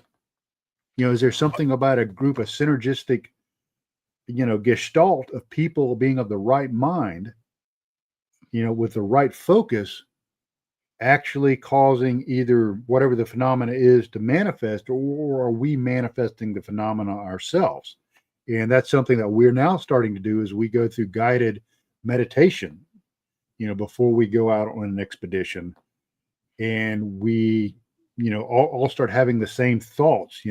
We think about things quietly. And I saw where Shay and Christy are watching this, and, they guide us through, thought exercises, and Shay will say, imagine a whiteboard, and something is written on it, just focus on what's written and remember it. And then when we all, come back and we're talking, oh, what did you see? And we'll all talk about, we all saw the same thing. We're all communicating without communicating. So when you start getting energy like that, a focus like that, it would almost be unusual if something didn't happen. Wouldn't it be great? It'd be freaky too as well. But wouldn't it be great if science comes forward with an explanation of a parallel interdimensional existence that is around us, and it is coming into focus and into frequency from time to time, right. And we are seeing the life that is in that other world that's around us all the time, and then suddenly some of the explanations are resolved for ghosts, for entities, for right. skinwalkers, for UFOs, for orbs. You know what I mean? All of these cryptids, Bigfoot, all right? And it would probably freak out a lot of people, but it would also, all right, I'm just going to say it, the people that are experiencing these things can step back and go, see, I'm not crazy. Right. And that's, and forgive me if I'm wrong on my history, but the first magnifying glass that was actually capable of seeing microbes, I think it was Van Hook, I think was. Yeah, Van Hook. Van Hook. Van Hook. Hook. Yes. Developed the lenses that could actually see microbes. And now people are like, there are these living things all over us and all over everything we touch. We never knew that before because we didn't have the technology to detect it. So here we are sitting up, all bold in 2025 thinking we're all that. We've got, rudimentary, we can ask Gronk a question and, it can answer us. And, we're just so damn friggin' smart. Yeah. What else is going on? So if we can detect living things at the microscopic level, what about the macroscopic level? What about the macroscopic level paradimensionally? What and if the universe and the rest of the universe? Right. Sure. So and we can perceive just such a narrow frequency with our five senses. And then we can expand that a bit with technology. We can see into infrared and ultraviolet, and then we can detect radio waves and, radiation and all this with our equipment, but we're still limited. So, you start thinking about this, maybe quantum things, spooky action at a distance, massive bodies bending space-time into other dimensions. What if this is actually happening at a macro level? What if that was what we were experiencing out at the Meadow, is we're seeing multiple realities existing at the same time? Can we handle in that? the same place? Can we handle that? I can. I was, well, I know I could, I could too, I think. I don't know. But I was watching this comedy last week, comedy series. And there was a scene in this, and it explains exactly what we're talking about. It was hilarious. Guy says to his friend, well, you've got mites, millions of them living in your eyebrows, keeping the oil out of your eyelids, feasting on the oil of your skin all day. And dude loses his mind. The next day he shows up at his house, shaved eyebrows, with his eyebrows shaved. Yeah. Couldn't handle that. Well, and that you can't see it, right? And then suddenly you're exposed to that reality, and your mind sometimes just can't handle these things. And that's what I'm talking about. Could we handle that kind of reality? I think maybe and I'm going to go back a little bit, is previously, I'm talking about pre-industrial revolution, is most people had a belief system. Okay, be it a religious belief system or some belief system. And part of that belief system almost universally accepted something else greater than us. Something existed out there that we can't touch or feel, but nevertheless it's there. Call it God, call it karma, whatever, your belief system is. And that was very common, and that helped people cope with some of this stuff. Also, we had a folkloric system where things like the Fae, I'm of Celtic descent, from Great Britain, my family is you talked about the Fae, the will-o'-the-wisp, the jack-o'-lantern. Those were very common. Those were reality. Keep a piece of iron, in your baby's crib so the Fae wouldn't steal them. That was very common, and that was understood. All Hallows Eve is when the veil became very thin, and so we would wear masks so the spirits couldn't get us. They couldn't identify us. Now we're so friggin' smart. Only dumb people have a belief system, right? Those ignorant, Bible thumpers or right, whatever have a belief system. They don't believe, they don't worship at the mighty altar of science. I think that people in the past would have been able to accept this much better than maybe we can now. Yet we're now developing the technology to detect it, but it creates an existential time bomb that we may not be able to handle. And I think that's the crux of disclosure. I think that's what is really worrying people, at echelons much higher than I ever was, is how do we communicate this to people without them losing their, I don't know if I can say the S word here, but losing their stuff. You can say whatever you want. You're an adult. Without them losing their shit and going crazy because of the existential quandary that this would put them in.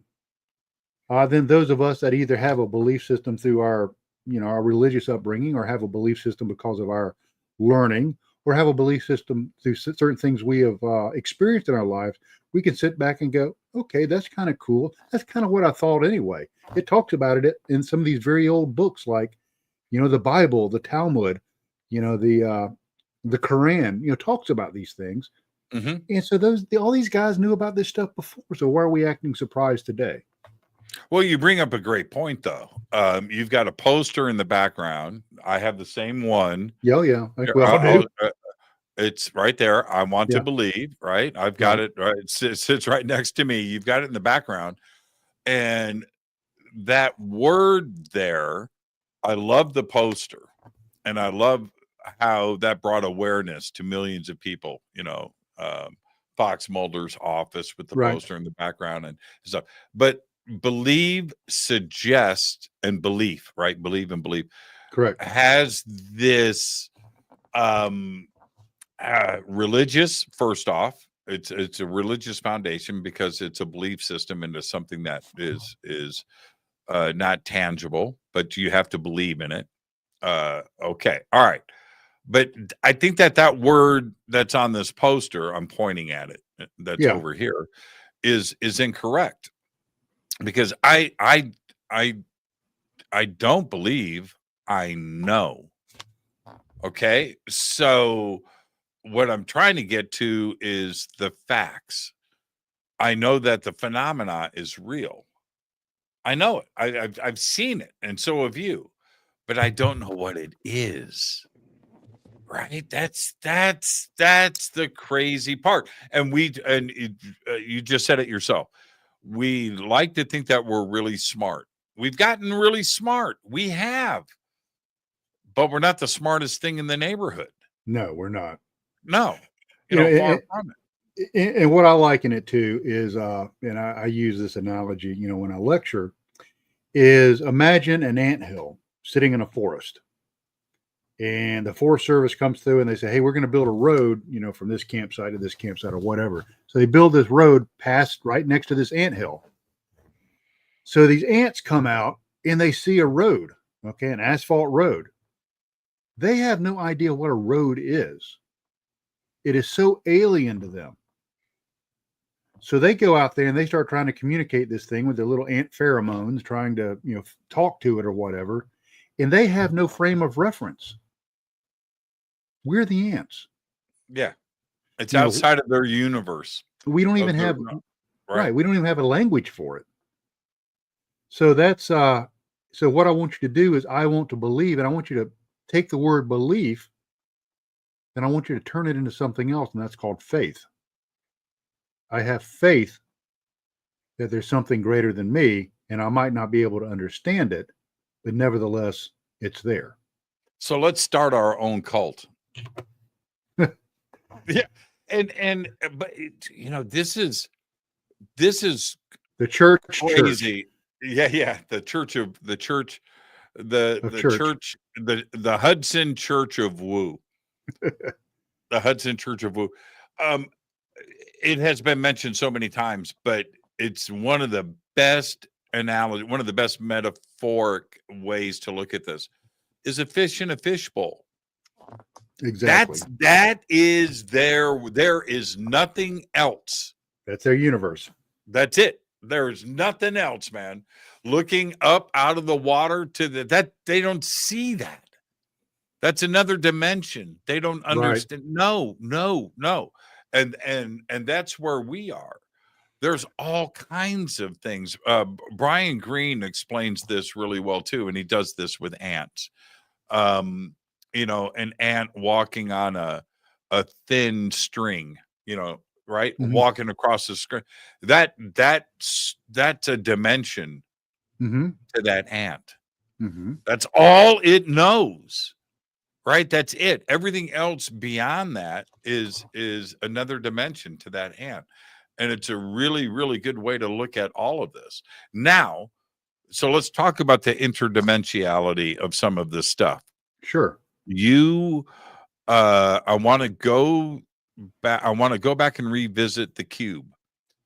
And the reason why I wanted, well, first off, it's an amazing experience that happened out at the Meadow, but at the same time, when you first talked about the cube on this program, the revelation started to happen with pilots seeing cubes, right?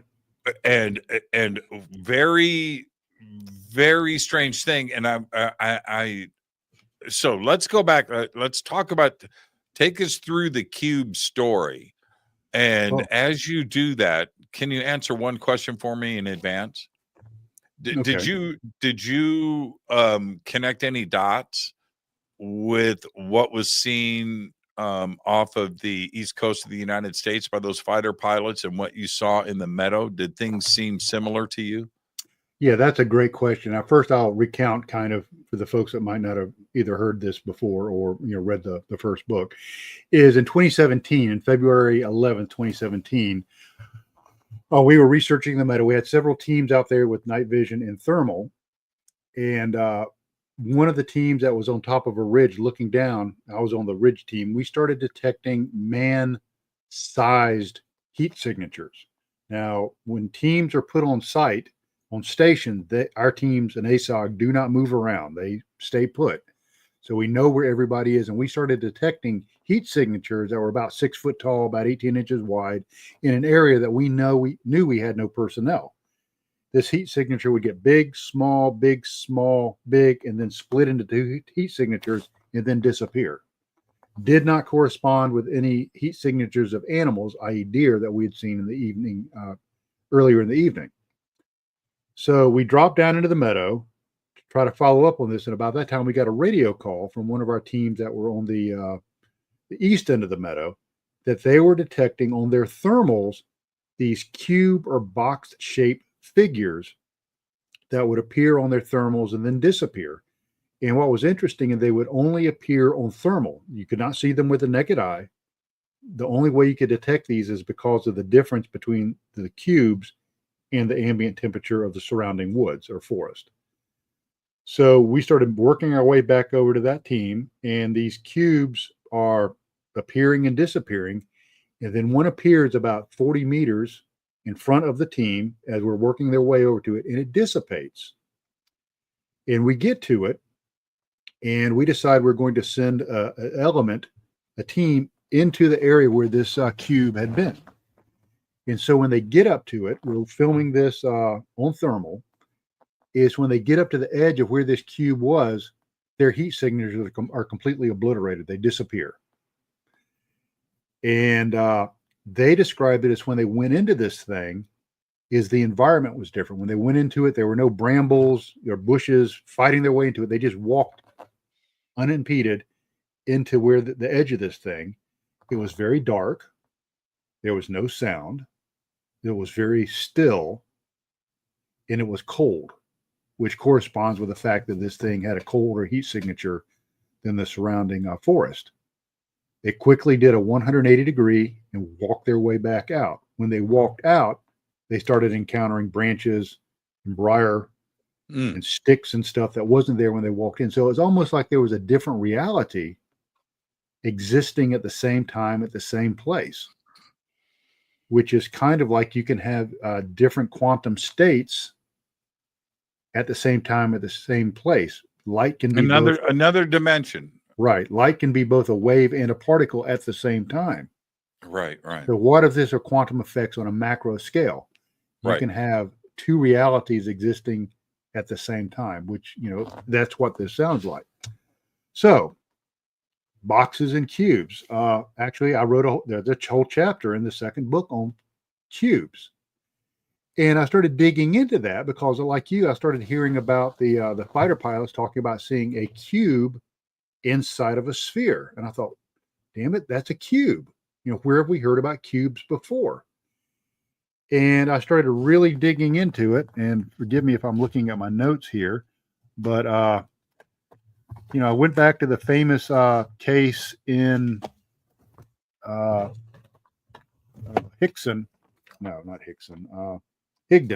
the Carl Higdon case in Wyoming. And that was, years ago. And he talked about being brought into a cube-shaped spacecraft. And then I started going back and finding other cases of people describing cubes, taking them to other places. And, it's very common. You would think that that's something kind of obscure, but you go back and I found a book written specifically about some of the strange UFO things going on in Brazil. And one of the things that was going on in Brazil were flying boxes or cubes that they call chupa-chupas that would shoot beams and actually injure people. Skinwalker Ranch, back in the first book, Hunt for the Skinwalker. Keller and Knapp talk about boxes flying through the air. So I went all the way back into the 1500s and started looking at early writings of alchemists. And it turns out there was something called the prima materia, which was supposedly alchemists believed that was the material that all matter was made of. That's right. So how do they represent in their alchemical etchings, how do they represent the prima materia? It's a black cube. And I actually found a wood etching of a representation of the prima materia, and it's presented as flying black cubes in the sky. So there's something about these cubes. Katie talks about cubes at the Clearview Ranch, seeing boxes and cubes. So, I know what the significances of the boxes or cubes are? Not really. Maybe the way human beings perceive things, that when these interdimensional things start popping into our dimensions, for some reason they manifest as a cube, or that's how we perceive them. And that's why the cube has always been a very magical and sacred shape. Insofar as when you read in the book of Revelation, it talks about the New Jerusalem coming from the clouds.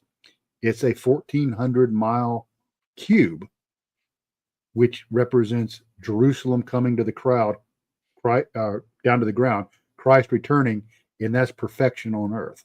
Something about the cube being perfect. Absolutely. There's the prima materia right there. Right. And you see the very first representation of the prima materia is a cube, a black cube.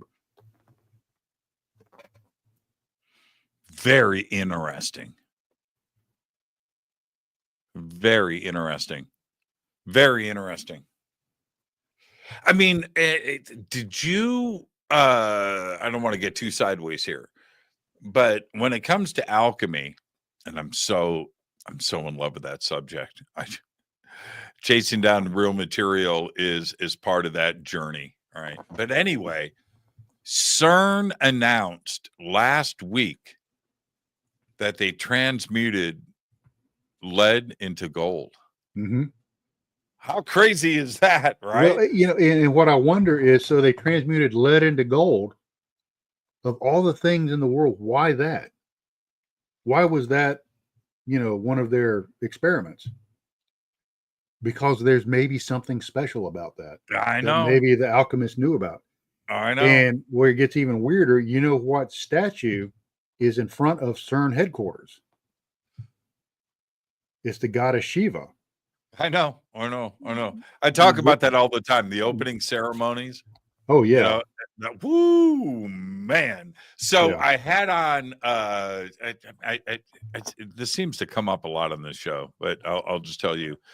I had a physicist from CERN on the show a few months ago. I'm about to have him back on from CERN, from one of the media rooms at CERN on Fade to Black. Right, very cool guy. Very cool guy. So I asked him, Trey, I go, so dude, what's up, man? What's up with the secret stuff? He goes, look, we hear the same stories that you do and the same conspiracy theories that you do. And I'm still looking for the secret Illuminati room here. Right. He goes, I'm looking for the secret door. I haven't found it yet. And we kind of laughed it off. But I was thinking to myself, that's how you hide something. You just joke about it. I don't know. That is how special access programs are deflected, in the government. It's called perception management or tech protect. There are folks, you can talk to in the community that did that for a living, and they will tell you how, you would divert people away from the truth by putting something else in front of them that seemed plausible. So, has the DoD approached you about the Meadow? Because we have, don't answer that just yet. Okay. We have the involvement at Skinwalker. Mm-hmm. We have what's, the stuff going on around Chris Bledsoe. Mm-hmm. And other locations around the country that there is there appears to be an interest with the agencies and the Department of Defense with these locations. You are a former member of the military, right? I don't know. Mm-hmm. Are you still with the corporation there, Trey? Are you still with the company? I am retired. You're not with the company anymore. Of course, that's what you would say, though. Well, that's what everybody tells me. So yeah, that's what everybody says is they're retired. Fair enough. Have they approached you? It's kind of funny because I'm always the government guy, and folks are going to say they're probably talking about right now. How can we believe what he says? He's a former. This thing over my shoulder right here is the U.S. Army Military Intelligence Corps. If you look. Lou has one of these. Whenever he's interviewed, there's one over his shoulder too. The exact same certificate. So I'll tell you take this for what it's worth. It's truth, I promise. The only involvement, and this struck me as very weird because I've been pretty public about this. Is I have back professionally, I had several counterintelligence agents that I would work with on stuff. I'll just say. They were credential badge carrying counterintelligence agents, and we would work on stuff, and just chit chatting back and forth. It's like, what are you doing? I'm like, well, yeah, I just published this book. I'm kind of excited about it. And one of the agents said, oh, well, what's it about? And I told him, I said, it's about this place and all this. And he goes, that sounds really cool. How can I get a copy of it?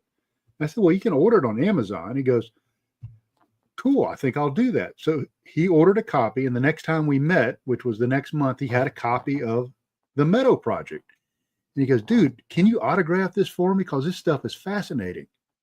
And that is the only interest that the intelligence community has ever shown in the Meadow. Was just one agent's was just interested in this material.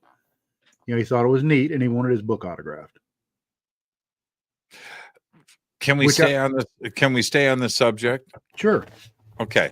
So you were deployed overseas. Yeah. Lots of rumors, stories, some videos, and other things about Afghanistan and Iraq that have come out over the last 20 or 30 years about different sites, archaeological sites, things that were dug up, stuff found in caves, stargates, craft retrievals, sightings in the sky, sacred places, entities. We've had everything come out. Well, when you were deployed over there, did you hear about any of this? And did any of this actually happen? Okay, now I do have to say this: is your oath of secrecy does not expire just because you retire. So it did happen. Okay, now, so what kind saying, of? I did not. What say kind that. of? Okay, so what kind of was it? Was it ET related? Was it spiritual? Was it ancient? This is on the honest truth. And of course, people are going to say, "Well, he just said that." So how do I know this is really the honest truth? Right. I never encountered anything like that. I heard the same stories as everybody else, kind of like your CERN guy. I heard about the red-headed giant of Kandahar. I was at Kandahar. I didn't see any red-headed giants. The only giant of Kandahar I saw was me, because I'm 6'4", and most people are shorter than I am. So that's about it. So when you were in Kandahar, that's when you first heard the red-headed giant story? No, I'd when you heard were it there? I'd heard it somewhere else. I can't remember where, because I've always been, interested in this stuff. But I remember hearing something, it might have been on a website or something, or somebody asked me about it. But, I never talked to anybody that directly was involved with that knew anything directly about it. Now, you got to remember, when I was over there, it was 2008, 2009. Things are kind of hairy. Yeah. It was so hairy that we didn't travel on ground. We only took helicopters or C-130s when we moved about the country. It was too dangerous to move around the ground. So, my job was not to go out into the field and do things. My job was basically to do anti-terrorism on the forward operating bases. So I didn't, go out in Indian country that much. I pretty much, that's what they call a fob it. I pretty much stayed on the fobs, and did anti-terrorism there. But, I heard pretty much the same stories from everybody else.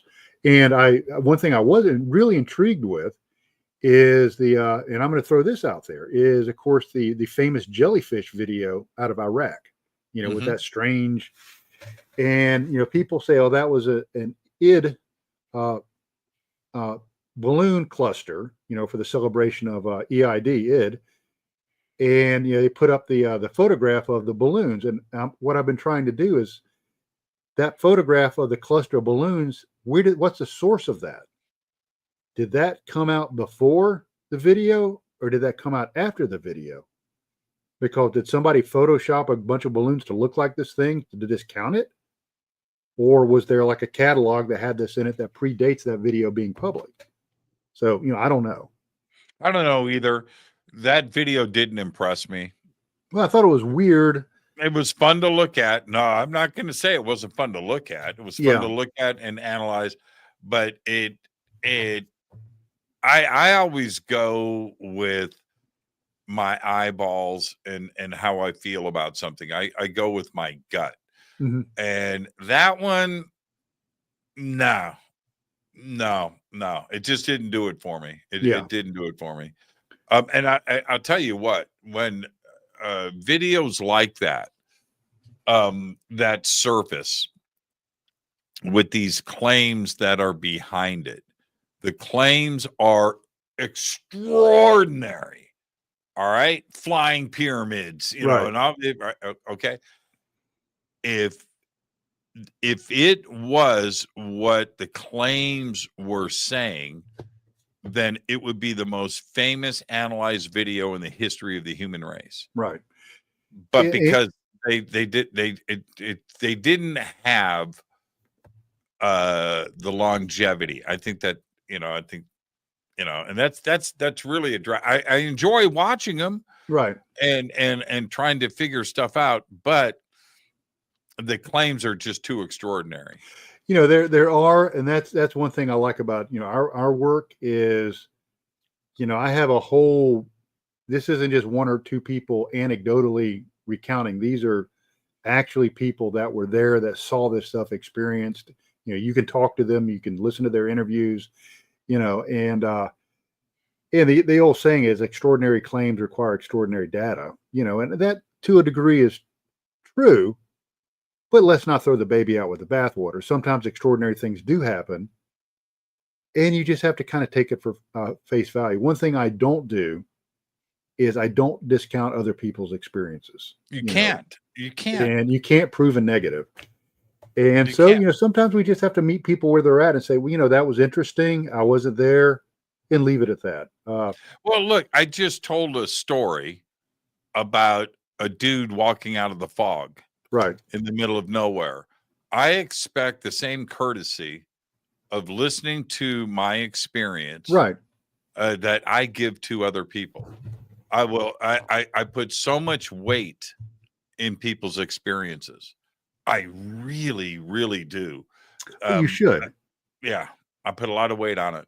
Hey, you with your cube and the meadow and I almost said Jeep, right? The invisible Jeep. These are real experiences. Right. They are. And the way we try to approach that is, Shay and I both went to the same university. And like I said, it's transpersonal and humanistic perspective at that particular university in psychology. And so, looking at that through an experiential lens is, if these phenomena are happening and there's no human being there to experience it, what's the point? Why bother if human beings aren't experiencing it? So the empirical is just as important, in my point of view, as the experiential. The way the people experience it, how did they feel? What did it make them think? Did it impact them, is just as important as any data I can, record on a thermal or my Geiger counter or, any other equipment I have. And it's when you start putting those two together is where the magic really happens, the empirical and the experiential. Now, so much has been put on over the years. This goes back decades and decades and decades with this community. And you can even push it further back into ancient Egypt if you want to, and Sumer. But is consciousness and what it is. And then we roll that over into modern science today and what the phenomena is showing us. What do you make of that consciousness connection that may be there? Well, first of all, we don't really have a common definition of what consciousness is. That's the problem, isn't it? This is, I'm living my lived experience, and I don't know if anybody else out there is real or not. It's like the thought experiment of Plato's cave. I don't know. All I can do is speak for myself. Then you start getting into simulation theory. That the universe is in fact a simulation, run by somebody else. And then you go back to the ancient texts, and it's like, well, they were talking about somebody else in these ancient texts, be it God, Yahweh, or whatever. So, consciousness is something that is, it's fluid and it's very subjective.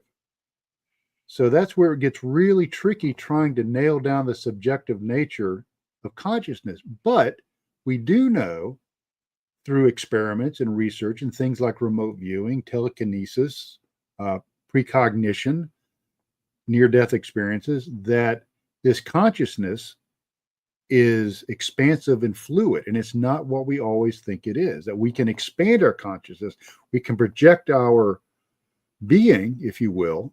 You can get really tied up in labels. Our soul, our being, our mind, our existence into other places. So then you start looking at it through that perspective. Those optics, and all of this stuff starts becoming very reasonable. Maybe there are things that exist out there that can pop into our dimension that we can detect, in our consciousness, but it's not always there. maybe what I think I experienced, I really did. Maybe I can influence the experiences of others. And then you can starting to unroll that Gordian's knot. Mm-hmm. And it gets really complicated, trying to figure out what truth is and what isn't. But what you have to be really careful is truths with a lowercase t does not equal truth with a capital T. Is you can have a bunch of people looking at the same painting through toilet paper tubes, and everybody sees a portion of the truth, but nobody has the full picture. One of the things I do when I lecture is I have a disc. It's red on one side and blue on the other, and I go in the middle of the auditorium and I say, okay, I'm going to hold up something, and I want everyone to yell out the color they see. And I hold it up, and half of the room yells red, and the other half yells blue. And I said, here's the cool thing. All of you were right, and all of you were wrong at the same time. Yeah, I love that. In the same space. Man, I'm straight up stealing that. I'm doing that at the next conference. That is brilliant. And that's a really good example. Well, okay. Is there an interest? There must be deep knowledge in all of this with the intelligence agencies and the Department of Defense. Yeah. There has to be that. They understand it just like we do, right? Yeah, they do. And my copy of it is around here somewhere. I think it's over there on the other side of my office. But it was called Psychic Spies Behind the Iron Curtain, which was published in 1976. And in that book, it starts talking about Soviet experiments with psi, be it remote viewing, precognition, telekinesis, Cassegrain mirrors. I probably got that wrong, but all this, that's right. All this different stuff. And it really freaked out the U.S. intelligence community. So then you had visionaries like Bert Stubblebine, the former commander of the U.S. Army Intelligence and Security Command, that staring at goat's guy. And General Stubblebine says, we need to do this. And so he got people like Colonel Jim Shannon to start looking at the Project Jedi, from that perspective. He started sending people to Robert Monroe's Gateway Project. They enlisted the help of SRI, Stanford Research Institute, to start developing something that eventually became remote viewing and move this forward. And since I'm familiar with remote viewing, is you look through the SRI documents and the declassified CIA documents, remote viewing is real. There's no doubt about it. It is real. It's repeatable. It's measurable. It exists. So when you move forward into, the 1990s and the CIA says, oh, well, we're shutting down Project Stargate. We're not going to do remote viewing. And the Army says, oh, we gave up Project Grill Flame. We passed that over to DIA. And DIA says, oh, no, we passed it over to CIA. Nobody's doing this anymore. A program exists, and it doesn't go away just because you change the code word on it. Mm-hmm. So, I think that this is still going on. These experiments are still going on. I think Department of Defense is still interested in it, or we wouldn't have had DIA funding the research through NIDS at Skinwalker Ranch. So, kind of like what you said is, what else are they looking at? And I will tell you, they're not looking at the Meadow. If DIA dropped a big chunk of money in my lap, hey, sign me up. The only downside of that, and this is something that Robert Bigelow talks about, is he can't talk about what NIDS came up with because it was all classified under a special access program. Mm-hmm. So, yeah, they get to keep the data. Yeah, well, they paid for it. They bought it. It's their right. data. That's right. I mean, that's fair. When you sign the contract, it's like, yeah, we'll give you the data, and it's theirs. So, the little bit that comes out, is pretty tantalizing, but what's behind the veil of secrecy? I think that's where the real meat is. Yeah. I think that eventually we're going to find out that it's all very fundamental and fundamentally connected, all of the phenomena. And I think it could just come down to two basic things, and that's entanglement and consciousness. Yes. And that goes with the reports of consciously controlled craft. Yes. Or an interdimensional being, or yes. an orb, or we can go on remote viewing. Yes. That it's all just consciousness and entanglement. Well, Everything. And once we figure that out, maybe throw in a little gravity too as well, then we'll be able to achieve our next stage in evolution. Right. Everything that is, was, or will be exists now in some form. The Bible talks about the Alpha and the Omega existing at the same time. All we have to do is train ourselves to reach into that realm. Yeah. What are you working on now? Any announcements? The announcements are, of course, my second book, Return to the Meadow. And I'm just going to do a shameless plug here. Return to the Meadow. Excellent. Is it's out. I would love for everybody to get a copy of it. I think I'm very proud of this book. I'm very excited about it. It's quite reasonable on ebook form. Also, my first book is an excellent way to kind of prime the pump going into the second book. That's the Meadow Project. Both are available on Amazon. My website, TreyHudsonResearcher.com, has links to all of this. Right now, I'm hope to be able to release a trailer for our documentary soon, very soon. I'm hoping by the end of the week to release that and maybe start coming out with a date. So I'm very excited about that. We're doing some research with another group, possibly going to another location that's very famous to do some research. And I'm going to continue researching the Meadow as long as whatever the forces out there want to interact with us, we'll continue to interact with it. We're always coming up with new ways and new techniques to kind of heighten the experience, be they God helmets or Estes protocols or things like that. So we're still out there making it happen. So hopefully there'll be another book in the future if I can generate enough material. Yeah. Excellent. And as soon as I get that teardrop trailer hooked up to my Jeep, I'm heading east. Well, you know it. I can't wait. Trey, thank you so much, my friend. Always a great conversation, and I look forward to our next one. Thank you so much.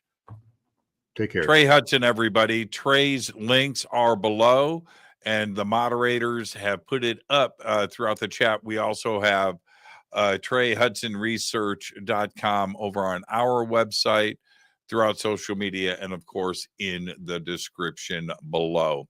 All right, and I want to remind everybody that tomorrow night on the show I have Dale Graff on, and tomorrow night we're going to be talking about more about this subject, the psi field and precog dreams, and little remote viewing and consciousness thrown in for good measure. All of that tomorrow night with Dale. But for now, until tomorrow night, all I've got is go backly tappy. Fade to Black is produced by Hilton J. Palm, Renee Newman, and Michelle Freed. Special thanks to Bill, John, Dex, Jessica, Dennis, and Kevin. Webmaster is Drew the Geek. Music by Doug Aldrich. Intro, Space Boy. Fade to Black is produced by KJCR for the Game Changer Network. This broadcast is owned and copyrighted 2024 by Fade to Black and the Game Changer Network, Inc. It cannot be rebroadcast, downloaded, copied, or used anywhere in the known universe without written permission from Fade to Black or the Game Changer Network. I'm your host, Jimmy Church. Go backly tappy.